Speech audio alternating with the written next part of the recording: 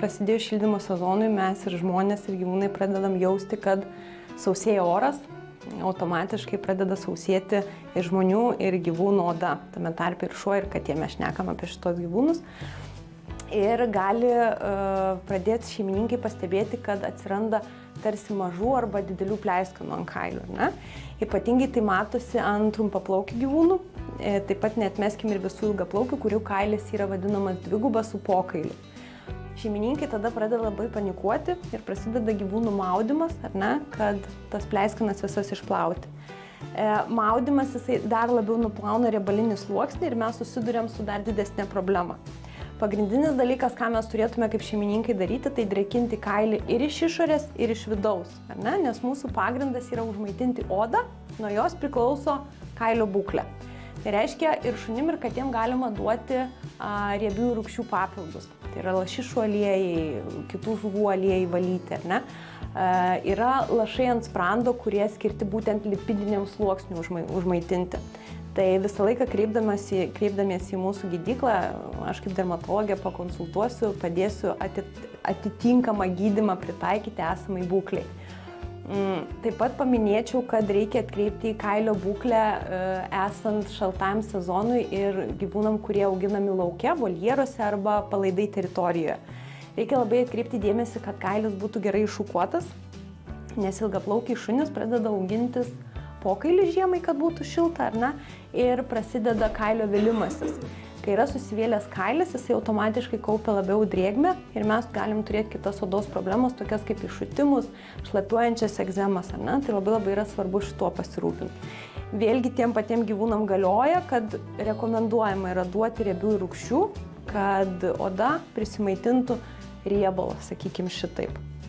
Ar tai reiškia, kad šaltuoju sezonu galbūt reikėtų tuos gyvūnus ir mažiau maudyti, gal šiek tiek rečiau, tarkim, negu įprastai?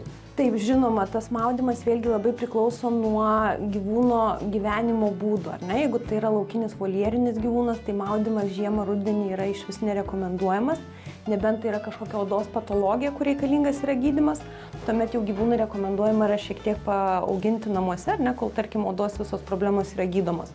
Jeigu tai yra naminis gyvūnas, mes turim dabar labai šlapią sezoną, ne, kada gyvūnai grįžta labai murzini, tai rekomenduoju naudoti paprasčiausiai vandenį, nuplauti visą purvą arba specialias drėgnąsias servetėlės skirtas gyvūnam, kurios kartu dezinfekuoja, nuvalo purvą, bet kiek įmanoma rečiau naudoti šampūnus, kurie nuplautų tą riebalinį sluoksnį. Taip pat apsiriboti šiek tiek su dažnesniu kirpimu, ne, nes žmonės pradeda prieš žiemą vėlgi, kad galvoja aprengsiu gyvūną ir pradeda labai skusti tos kailius. Tai šiek tiek čiut ilgesnį kailį palikti, kad oda nesitraumuotų su aplinkos poveikiu turėdama.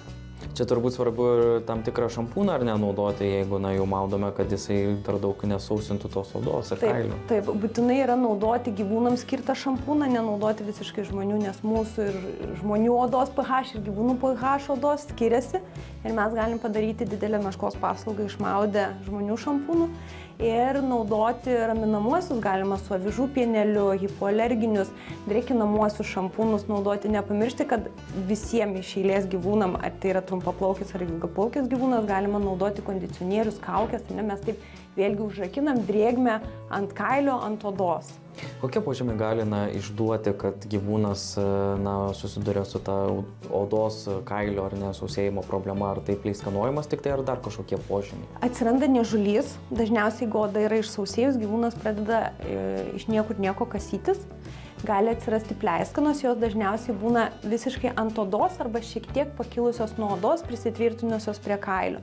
Gali atsirasti raudonumas. Ypatingai jautrūs šunys, kurie yra alergiški, ne, jiem rudens sezonu prasideda rudeninės alergijos tam tikrų žolių atveju. Ne, sausesnis oras namuose padaugėja dulkių erkučių, sandėliavimo erkučių, kas vėlgi alergiškų gyvūnų ženkliai labiau sukelia niežulius. Bet pagrindas, jeigu yra sausa oda, mes turėsim niežulį, paraudimus ir pleiskanas. Kai pasijungia šildymas, rekomenduoju naudoti specialius lašus ant sprandų, kurie primaitina lipidinį sluoksnį. Taip pat yra drėkinamieji purškalai, kuriuos naudojant kartą į dieną, kas antrą dieną pagal gamintojo nurodymus arba veterinaro. Jie taipogi dulksna padengia kailį ir odą, kurie keramidai, peptidai drėkina ir kailiai rodo. Pagrindas mūsų yra užrakinti drėgmę, ne, kad gyvūnas nesausėtų.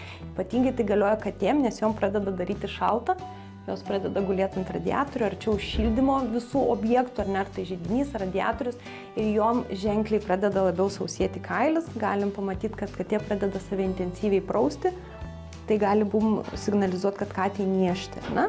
Tai va, tai kates vėlgi reikia žiūrėti, kaip to odytė atrodo.